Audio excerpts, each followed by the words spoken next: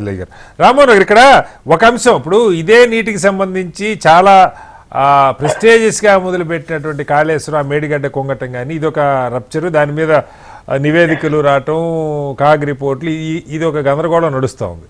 రెండో వైపు కాంగ్రెస్ ఇచ్చిన 6 హామీల్లో 2 ఆల్రెడీ ఇంప్లిమెంట్ చేస్తూ ఉన్నారు. ఇంకొక 2 ఈ 4-5 రోజులు ఈ క్యాబినెట్ బడ్జెట్ సమావేశాల్లోనే 500కి సిలిండరు, అలాగే 200 యూనిట్ల కరెంటు క్లియర్ అయ్యేట్టుగా కనపడుతోంది. అంటే ఒకవైపు ఎన్నికల హడావుడి మనకు మొదలవుతోంది, చూస్తూ ఉన్నాం. అంటే వీటి నుంచి డివైడ్ చేసే ఆలోచన, లేకపోతే ప్రధానంగా ఎన్నికల క్యాంపెయిన్కి కొత్త ప్రభుత్వం మీద 2-3 నెలల్లో విమర్శలకి, ధీటైన విమర్శలకు అవకాశం ఉండదు కాబట్టి అందుకున్నట్టు అనుకోవాలి, ఎలా అర్థం చేసుకోవాలి?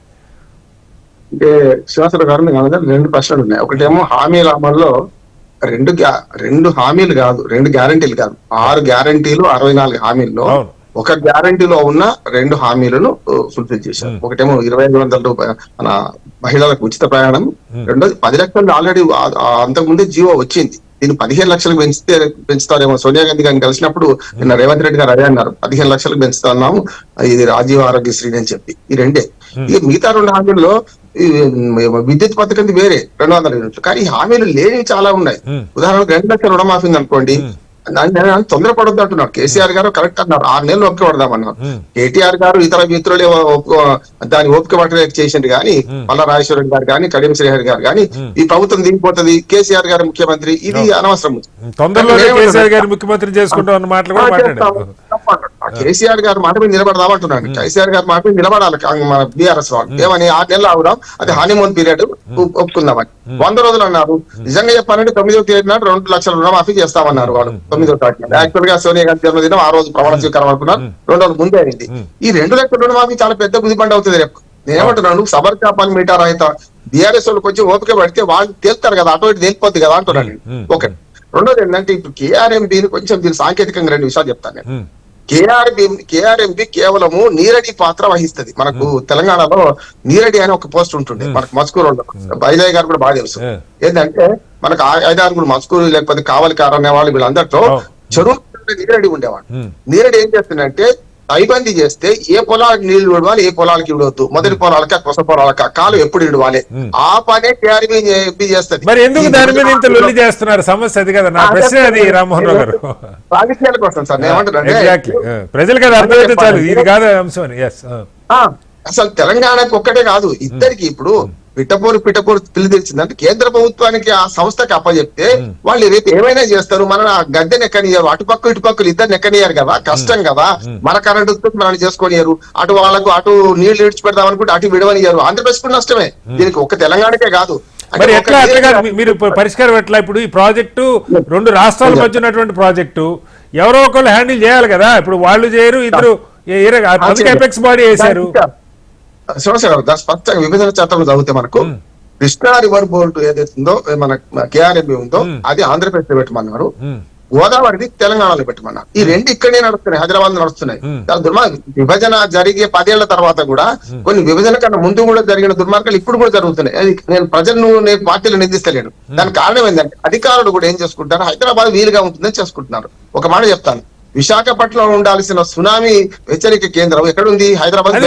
ఆఫీస్ ఎక్కడుందన్నది కాదు, ఇప్పుడు వాళ్ళు చేసే పని ఇద్దరి మధ్య కొట్లాట ఉన్నప్పుడు ఒక బోర్డు ఉంటేనే దానికి ఇస్తే కొట్లాట అనుకున్నప్పుడు, ఇది లేనప్పుడు మరి ఇద్దరు తీసుకోవడానికి ఏదో ఒక ఏర్పాటు అయితే కావాలి కదా. 2 రాష్ట్రాల మధ్య ప్రాజెక్ట్ ఉన్నప్పుడు అందుకే యాక్చువల్ గా అది టెంపరీ ఏర్పాటు కనుక ఏదైతే మనకు మొత్తం నీటి వాటా కేటాయింపు అనేది బ్రిజేష్ కుమార్ ట్రిబ్యునల్ చేసిన దాన్ని కొంతవరకు ఆ విభజన చట్టంలో తప్పుగా రాశారంటున్నాను నేను. నిజంగా చెప్పాలని పరివాహక ప్రాంతాన్ని అనుసరిస్తే లేకపోతే నీటి వాటా రావాల్సిన నీటి వాటా దీనికి రాలేదు. నేను ఇంతకుముందు శ్రీనివాస్ గారు చెప్పినట్టు కరెక్ట్ ఏంటంటే, దేశ విభజనప్పుడు కాశ్మీర్ సమస్య ఎందుకు పరిష్కారం కాలే, లేకపోతే హైదరాబాద్ ఎందుకు కాల్పలే అన్నాడు అంటే కష్టం. ఎందుకంటే ఆ రోజు దేశ విభజన ప్రముఖమైంది. అట్లా తెలంగాణ విభజనప్పుడు కూడా విభజన జరిగిన 3వ రోజే కదా కాంగ్రెస్ ప్రభుత్వం దీపంగానే ఇటు పక్కన మనకు బీజేపీ కదా. అందుకని నేను ఏమంటున్నాను సార్, ఇది పరిమితంగా ఆ రోజు తెలంగాణ రాష్ట్రం ఏర్పడాలనే దాంతో పెట్టింది. కానీ 10 ఏళ్ల టైంలో చేయాల్సిన పనులు కాంగ్రెస్ ఆరోపిస్తున్నట్టు టీఆర్ఎస్ చేసిన తప్పేందంటే, చాలా సమావేశాలకు పోలే వీళ్ళు. ఏది ఏఆర్ఎంపీ సమావేశాలకు పోలే, Yes. కావాలని కొన్ని అవసరమైన డాక్యుమెంట్స్ ఇవ్వలేదని ఆరోపణ కాంగ్రెస్ చేస్తుంది కదా, అవును. దానికి సమాధానం చెప్పాలి. అందుకని మన ఐలయ్య గారు అన్నట్టు రేపు పొద్దున కాంగ్రెస్ పార్టీ ఒక డిమాండ్ చేస్తుంది, రేపు పొద్దున అసెంబ్లీ చేస్తున్నాం కదా, అసెంబ్లీ సాక్షి మాట్లాడుకుందామని. ఇవాళ అసెంబ్లీ సాక్షి కాకుండా బీఆర్ఎస్ కార్యాలయంలో కేసీఆర్ గారి సమక్షంలోనే మీటింగ్ జరిగింది. ఆ తర్వాత హరీష్ రావు గారు కొన్ని విషయాలు చెప్పిండ్రు. అయ్యా మేము అన్న మతి పదవులు పదవుల కోసం పెదవులు మూసుకోలేదు, మేము చేసామా ఇనంటున్నాడు. ఇటు పక్కన అటుపక్క ఏమన్నారు, మీ హయాంలో జరిగింది ఇదంతా, పోతిరెడ్డిపాడు ఎప్పుడు జరిగింది, ఇవన్నీ జరిగింది అని వాళ్ళు మాట్లాడుతున్నారు. ఈ రెండు తేలిపోతాయి. అంటే ఇప్పుడు అసెంబ్లీలో నిజంగా ఇప్పుడు రేవంత్ రెడ్డి గారు చెప్పినట్టు ఆయన అయితే అన్కండిషనల్ గా చెప్తున్నాడు, 2 రోజులు 48 గంటలు మీరు బట్టలు తెచ్చుకోండి, ఎన్నే ఉందో మీకు మైకు కట్టేజేయ, మీకు ఎంతసేపు కావాలంటే అంతసేపు ఇస్తే మీరు మాట్లాడండి, మేము సమాధానం చెప్పడానికి సిద్ధంగా ఉన్నాం. నిజంగా ఆ రకం జరుగుద్దా రామ్మోహన్ రావు గారు? కనుక అంటున్నాం ఏమంటే నిర్మాణాత్మక ప్రతిపక్షంగా బీఆర్ఎస్ వ్యవహరించాలి, అధికార పక్షంగా బాధ్యత కాంగ్రెస్ పార్టీ కూడా ఎక్కువ ఉంటుంది. ఈ రెండు కూడా ఉండాలి. ఒక మాట చెప్తాను, ఇప్పుడు సాంకేతికంగా చూస్తే కేఆర్ మీకు అప్పచెప్పడం వల్ల 2 రాష్ట్రాలకు దాని మీద పోయి కోల్పోయినాం. నెంబర్ 1 అంటే ఇద్దరు కొట్లాడుకోవడానికి అనేది అవకాశం అయితే పరిష్కారం ఏంది? నాకు ఇప్పుడు బ్రిజేష్ కుమార్ ట్రిబ్యునల్ శాశ్వత కేటాయింపులు చేసేదాకా ఈ ప్రాజెక్టుల ద్వారా నీళ్లు రావడానికి పరిష్కారం ఏంటి? ఒక ఏర్పాటు వద్దన్నారు, మరి ఏం కావాలి అది చెప్పండి. వీలైనంత తొందరగా విజేష్ కుమార్ ట్రిబ్యునల్ తీర్పును మళ్ళీ సమీక్షించాల్సిన అవసరం ఉంది. గతంలో సమీక్షించమని ఆగింది కదా, మళ్ళీ కేంద్ర ప్రభుత్వం చొరవ తీసుకోవాలి. దీనికి ఈ 2 రాష్ట్రాలు ఏం చేసినా లాభం లేదు. కేంద్ర ప్రభుత్వం చొరవ తీసుకొని పరివాహక ప్రాంతాలలో 3 సమస్యలు ఉన్నాయి ఇక్కడ. ఒకటేమో తెలంగాణ వాటా రావాల్సింది రాలేదని ఒకటి ఆరోపణ ఉంది. కాదు మేము ఇప్పటికే ఇచ్చిన ఇదే ఫిక్స్ చేయండి, దీన్నే కంటిన్యూ చేద్దామని ఆంధ్రప్రదేశ్ ప్రభుత్వం అంటుంది. ఈ రెండింటి మధ్య ఇంకొక వివాదం కూడా ఉంది. మనకు పట్టిసీమ ద్వారా 85 టీఎంసీల నీళ్లను మన నదీ పరివాహకం ఒక నది నుంచి ఇంకో నదికి పారించే క్రమంలో పట్టిసీమ కట్టుకొని ప్రకాశం పంపించినందున 85 టీఎంసీల్లో 45 టీఎంసీలు తెలంగాణ వాటా దక్కాలని ఇంకోటి ఉన్నది పంచాయతీ. ఇందులో బ్రిజేష్ కుమార్ ఆ మిగతా 40 టీఎంసీలేమో మహారాష్ట్ర కర్ణాటక ఉన్నది. అందుకని దీన్ని ఏం చేద్దామంటే మన రెండు రాష్ట్రాల ప్రభుత్వాలు కలిపి ఏం చేయాలి, ప్రభుత్వం ఏదన్నా పార్టీ ఏదన్నా, పార్టీలు శాశ్వతంగా, ప్రభుత్వాలు శాశ్వతం. రేపు పొద్దున బ్రిజేష్ కుమార్ ట్రిబ్యునల్ ను మళ్ళీ ఒకసారి కూర్చుని ఈ మొత్తం 2 రాష్ట్రాలకే పంచాలి. 3వ రాష్ట్రం 4వ రాష్ట్రం అంటే మళ్ళీ గందరగోళం వస్తుంది. అంతేందుకు కేంద్ర ప్రభుత్వం చెప్పగానే అప్పటి తెలంగాణ ప్రభుత్వం, బీఆర్ఎస్ ప్రభుత్వం కాంగ్రెస్ ప్రభుత్వం అప్పటి తెలంగాణ ప్రభుత్వం సుప్రీంకోర్టు కేసు వెనక్కి తీసుకున్నది. ఎందుకు తీసుకున్నది? మేము పరిష్కరిస్తాం, మీరు తీసుకోండి అని. ఇప్పుడు దాన్ని సానుకూలంగా తీసుకుందాం అంటున్నాను నేను. కాంగ్రెస్ ప్రభుత్వం ఇప్పుడు చేయాల్సిన పని ఏంటంటే ఈ మన బ్రిజేష్ కుమార్ ట్రిబ్యునల్ మీద ఒత్తిడి తీసుకొచ్చి, అంటే వారి కాదు కేంద్ర ప్రభుత్వం ఒత్తిడి తీసుకొచ్చి వీరంత త్వరగా పర్మనెంట్ నీటి వాటాను చేయాలి. ఒకటి ఎక్కువ తక్కువ కావచ్చు, చేయాలి. అప్పుడు ఆటోమేటిక్ గా కేవలం రెగ్యులేటరీ అథారిటీ ఏం చేస్తుంది, మొత్తం అంతా కేఆర్ఎంపీ రెగ్యులేటరీ అథారిటీ. అందుకని ఇది జరిగింది. దీని మీద రాద్ధాంతం చేయొద్దు. దీని మీద రాద్ధాంతం చేస్తే తువ్వినా కొద్ది పెంకాసులు వెళ్తాయి.